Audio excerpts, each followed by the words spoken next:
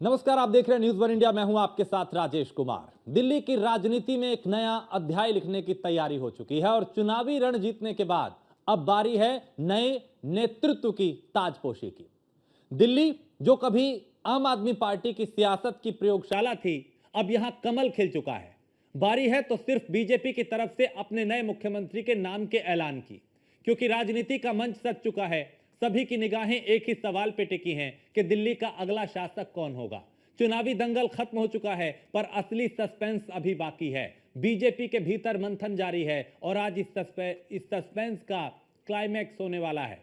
क्या दिल्ली को मिलेगा कोई नया चेहरा या सत्ता किसी अनुभवी नेता के हाथों में जाएगी? यानी कमान, यानी कुर्सी, राज तिलक किसका होगा? इसको लेकर सस्पेंस अभी खत्म नहीं हुआ। कल का भव्य शपथ ग्रहण जो दिल्ली देखेगी, दिल्ली के मन की मुराद पूरी हुई है और दिल्ली ने 27 साल बाद एक राम राज्य की परिकल्पना जिसके साथ की है, उसका शपथ ग्रहण होगा। मुझे लगता है कि हर दिल्ली वासी उसको मन से आनंदित होकर देखने वाला है। एक बहुत बड़ा संगठन भारतीय जनता पार्टी है और उसमें जितने भी निर्णय होते हैं वो सामूहिक निर्णय होते हैं। बहुत तरीके से और स्टेबल तरीके से चीजों को किया जाता है।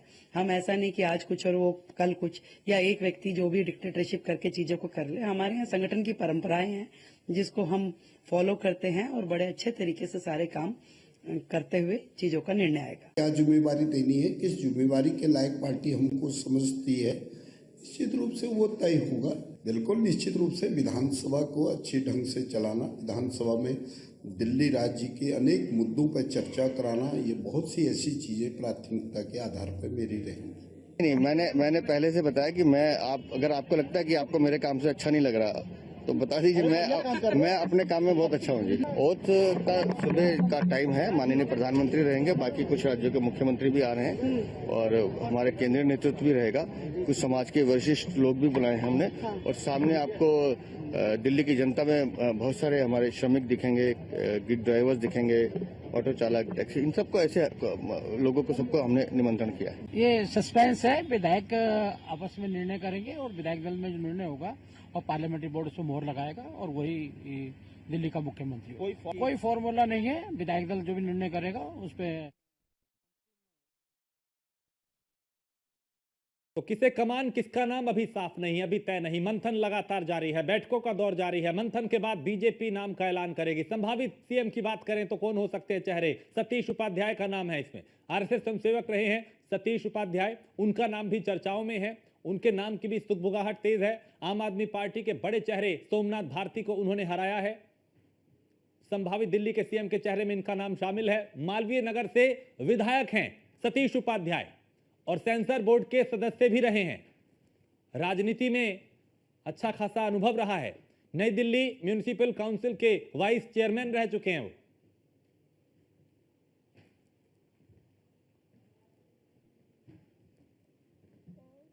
और पीयूष तिवारी दिल्ली से हमारे संवाददाता जो बीजेपी दफ्तर पे हैं, राहुल भी हमारे संवाददाता हमारे साथ दिल्ली से जुड़ चुके हैं। पीयूष, चूंकि तारीख तय है, शपथ कब होगी, लेकिन नाम अब तक तय नहीं, मंथन चल रहा है। कौन से संभावित नाम जिन पे मोहर लग सकती है?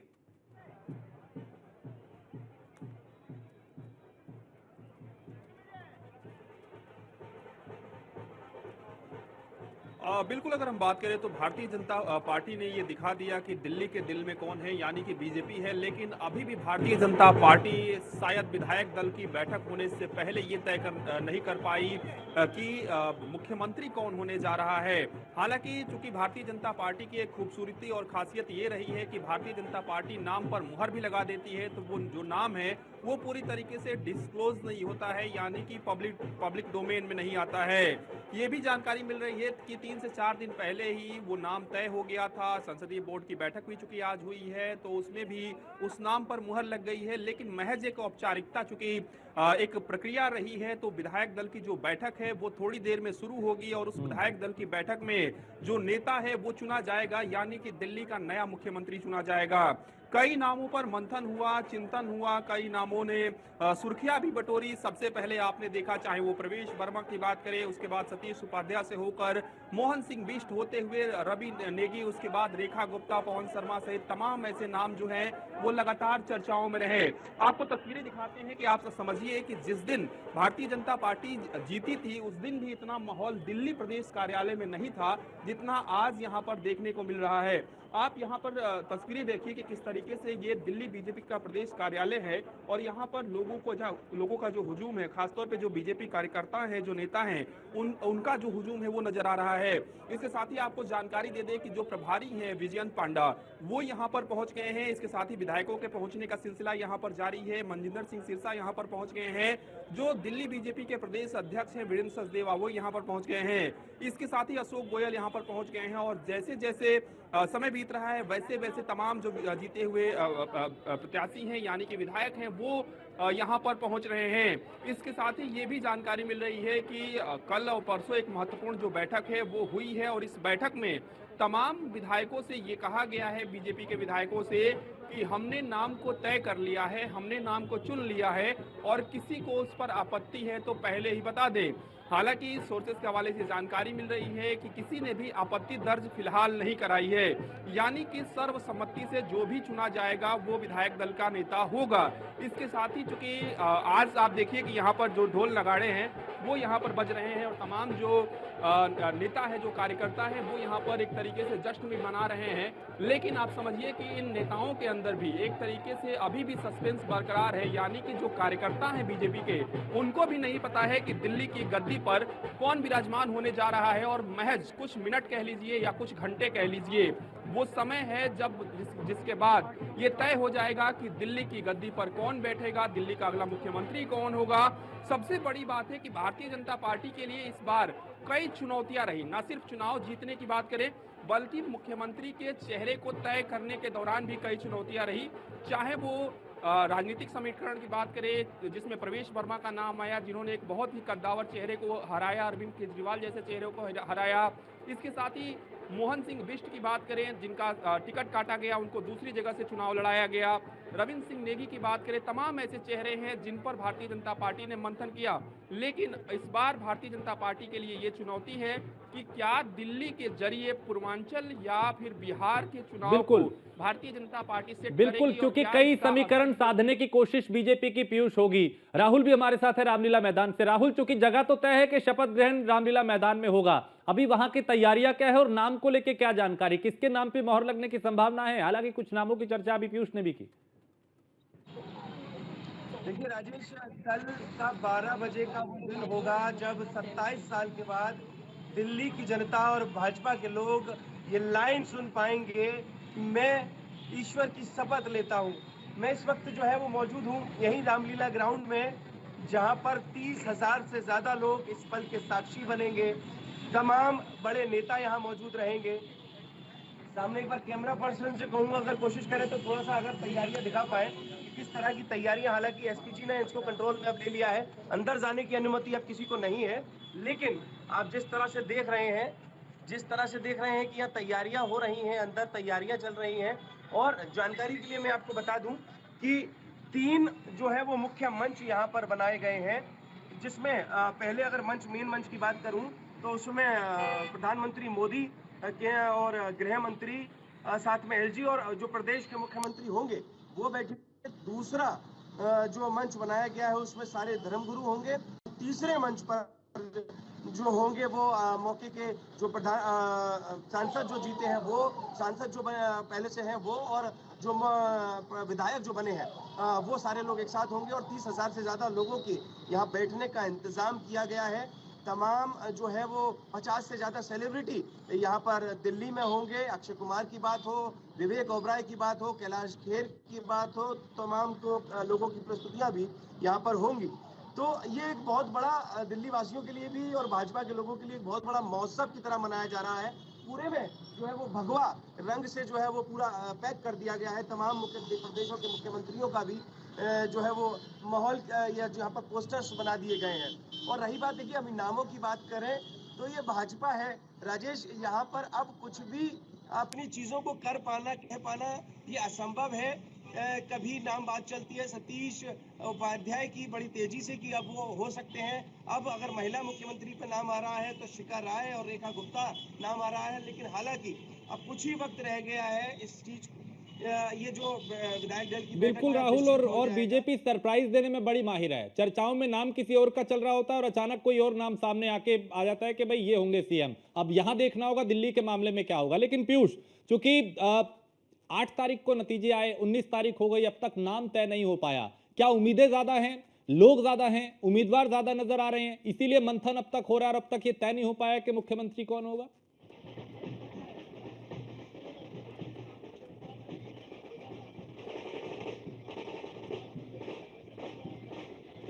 देखिए, इसके पीछे कई कारण रहे जो लंबा समय भारतीय जनता पार्टी ने लिया, चाहे वो विधायक दल की बैठक की बात करें या आप देखिए कि परीक्षक की जो नियुक्ति है वो आज होती है, जबकि विधायक दल की बैठक भी आज ही थी। तो इसके पीछे कारण ये रहा कि कुछ दिनों के लिए प्रधानमंत्री नरेंद्र मोदी विदेश दौरे पर थे और आप जानते हैं इस बात को कि किसी भी तरीके से कोई भी निर्णय लेना होता है तो प्रधानमंत्री की बिना सहमति के बगैर वो निर्णय नहीं लिया जाता है। इसके साथ ही भारतीय जनता पार्टी की इस बार कोशिश ये रही कि चूंकि करीब 27 साल बाद भारतीय जनता पार्टी की एक बड़ी वापसी दिल्ली में हुई है, तो ऐसे में इस वापसी के बाद किस तरीके से इस शपथ ग्रहण समारोह को भव्य बनाया जा सके। तीसरे कारण पर अगर हम बात करें तो आप समझिए कि भारतीय जनता पार्टी का हर एक कार्यकर्ता एक दावेदार है, चाहे वो किसी भी पद का दावेदार हो, चाहे वो मुख्यमंत्री पद का दावेदार हो, विधायक का दावेदार हो, किसी के भी पद का दावेदार हो। तो ऐसे में भारतीय पीयूष, थोड़ी तस्वीरें भी दिखाइए, बड़े ढोल नगाड़े बज रहे हैं, जैसे जश्न का माहौल है। एक बार तस्वीरें दिखाइए, फिर इस पूरे विश्लेषण इसका करेंगे कि आखिर किसका नाम चर्चाओं में हो सकता है। एक बार तस्वीरें दिखाएं। आप समझिए कि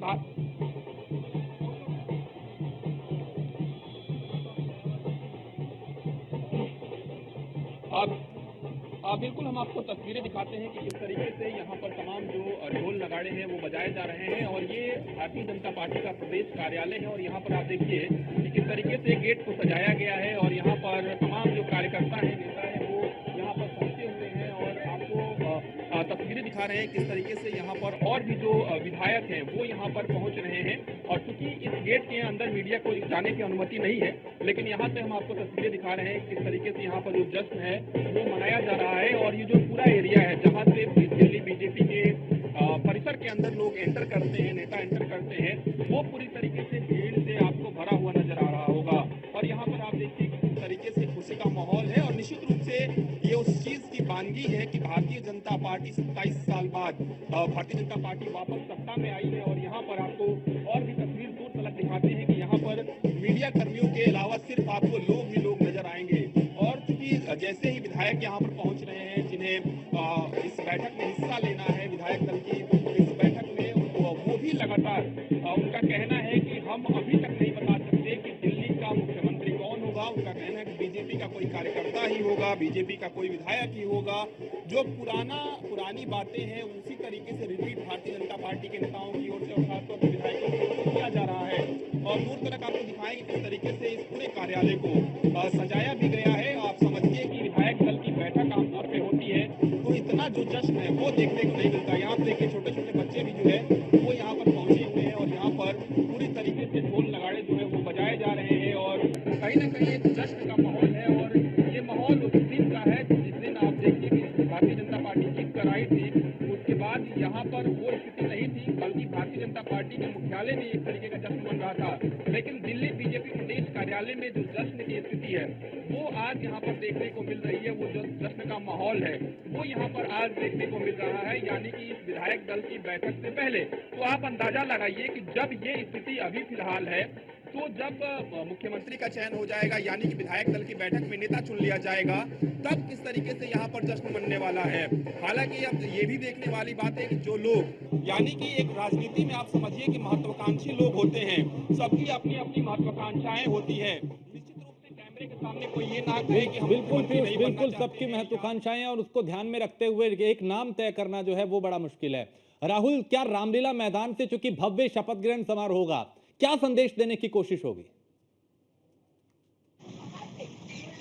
देखिए राजेश, सच बात तो ये है कि ये शपथ ग्रहण समारोह जो होगा वो दिल्ली के लिए जरूर होगा और आपने अभी एक सवाल किया था कि इतनी देरी क्यों, तो वो देरी का जो मुख्य कारण है वो सिर्फ क्योंकि भाजपा की जो राजनीति है वो दर पर दर बढ़ती है। जैसे अगर दिल्ली का जो चुनाव हुआ है तो अगली जो तैयारी है वो अगले विधानसभा की है। उत्तर प्रदेश को भी साधने की कोशिश होगी, पश्चिम बंगाल को भी साधने की कोशिश होगी, बिहार को भी साधने की कोशिश होगी।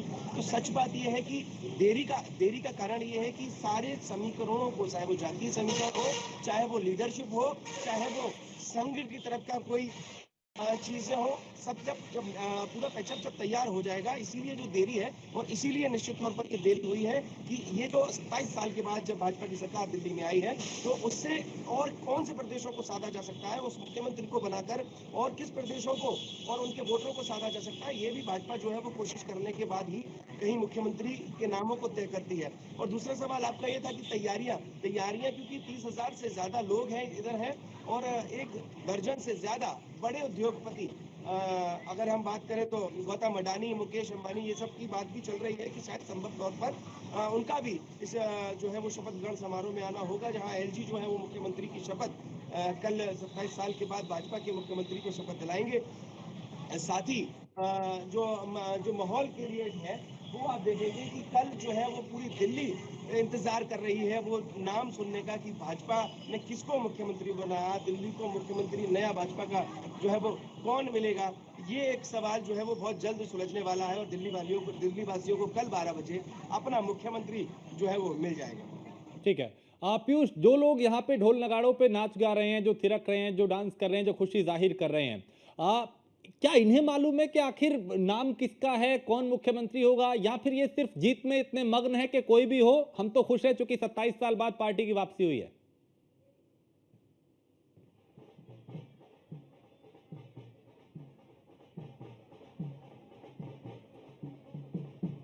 देखिए, आप इस बात से अंदाजा लगाइए कि नाम किसी को मालूम नहीं है, क्योंकि राजस्थान में भी आपने देखा कि किस तरीके से जब पर्ची खुली और कुछ चेहरों की जो मायूसी है वो नजर आई और अचानक से वो पर्ची खुली थी, तो उस तस्वीर को याद करके अंदाजा लगाइए कि भारतीय जनता पार्टी कभी भी मुख्यमंत्री के नाम को डिस्क्लोज नहीं करती है जब तक विधायक दल की बैठक नहीं हो जाती है। क्योंकि ये जो ढोल नगाड़े बज रहे हैं वो ये इसलिए बज रहे हैं क्योंकि भारतीय जनता पार्टी की एक दमदार वापसी हुई थी।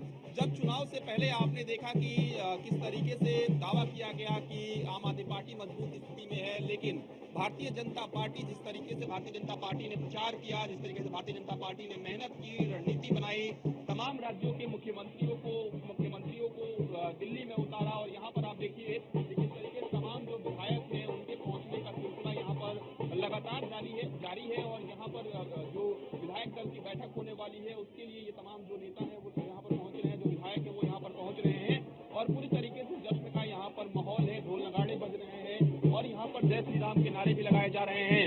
ये ढोल नगाड़े और जश्न इसलिए मन रहा है क्योंकि भारतीय जनता पार्टी मजबूत स्थिति में नहीं है, बल्कि एक बेहतर प्रदर्शन जो है वो भारतीय जनता पार्टी ने इस बार किया है और इस बेहतर प्रदर्शन के पीछे भारतीय जनता पार्टी की मेहनत है, अमित शाह की चाणक्य नीति है, प्रधानमंत्री नरेंद्र मोदी का मार्गदर्शन है और आप समझिए कि चाहे उत्तर प्रदेश के मुख्यमंत्री की बात करें, उत्तराखंड के मुख्यमंत्री की बात करें, तमाम बीजेपी शासित और एनडीए शासित राज्यों के मुख्यमंत्रियों ने यहाँ पर मोर्चा संभाला, तब जाकर भारतीय जनता पार्टी यहाँ पर मजबूत स्थिति में आई। इस बात से अंदाजा लगाइए कि जहां पर जिस क्षेत्र के ज्यादातर लोग थे उस क्षेत्र के नेताओं को भी यहाँ पे उतारा गया, चाहे वो पूर्वांचल की बात करें, चाहे वो आप समझिए कि उत्तर प्रदेश सरकार के तमाम मंत्रियों की ड्यूटी जो है वो कहीं ना कहीं दिल्ली विधानसभा चुनाव में लगाई गई और वो अपने क्षेत्रों में गए, अपने लोगों के जहां लोग उनके रहते हैं वहां पर गए, डोर टू डोर कैंपेन तक भारतीय जनता पार्टी ने चलाया। केंद्रीय मंत्री अश्विनी वैष्णव तक घर घर लोगों तक गए और भारतीय जनता पार्टी के लिए उन्होंने चुनाव प्रचार किया और आपको तस्वीरें दिखाते रहे कि किस तरीके से यहाँ पर इस वक्त भारतीय जनता पार्टी के प्रदेश कार्यालय में जश्न का माहौल है। हालांकि ये जो जश्न है जब मुख्यमंत्री के नाम का ऐलान होता है यानी कि विधायक दल का नेता चुना जाता है तो उसके बाद भी क्या इस तरीके का जश्न मनेगा या फिर चूंकि कई चेहरों पर निश्चित रूप से मायूसी जरूर होगी, जिन चेहरों का नाम चल रहा है, जिन्हें मुख्यमंत्री का दावेदार बताया जा रहा है, अगर उन्हें मुख्यमंत्री नहीं बनाया जाता है तो निश्चित रूप से कैमरे पर ना सही लेकिन एक बड़ा झटका उन नामों को जरूर लगेगा। हालांकि भारतीय जनता पार्टी की रणनीति रही है, भारतीय जनता पार्टी इतनी अनुशासन वाली पार्टी है कि बीजेपी में किसी तरीके से विद्रोह देखने को नहीं मिलता है। भारतीय जनता पार्टी के अंदर खाने किसी को कोई दिक्कत भी होती है, परेशानी भी होती है, तो वो खुलकर मंच पर नहीं बोलता है।